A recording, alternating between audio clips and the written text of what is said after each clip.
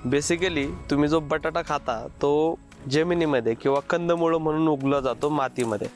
तुम्ही बटाट्याचं झाड कधी बघितलं असेल तर जसं आपण मुळा किंवा गाजर काढतो त्या पद्धतीनं बटाटे हे खाली येतात. जसं अद्रक किंवा आला आपण ज्याला म्हणतो त्या पद्धतीनं बटाटे खाली येतात.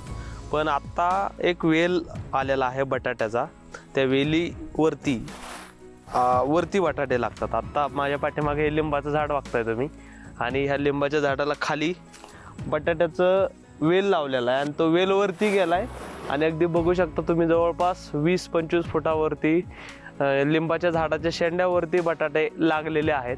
बटाट्याची साईज पण आपण जे बाजारात आता बटाटे बघतो त्या साईजचे हे बटाटे झालेले आहेत. आणि अशी बटाट्याची वेल आता बऱ्याचशा शेतकऱ्यांकडे आलेले आहे. आत्ता मी सोलापूर जिल्ह्यात आहे आणि सोलापूर जिल्ह्यातील एका शेतकऱ्याने त्यांच्या बांधावरती हे बटाटे लावले. त्यांची ही शेती आहे, त्यांनी मिश्र पीक पद्धती केली आहे. अनेक फळपिकं आणि भाजीपाला पिकं एका ठिकाणी लागवड केलीत आणि त्यांनी हा प्रयोग म्हणून केलेला आहे.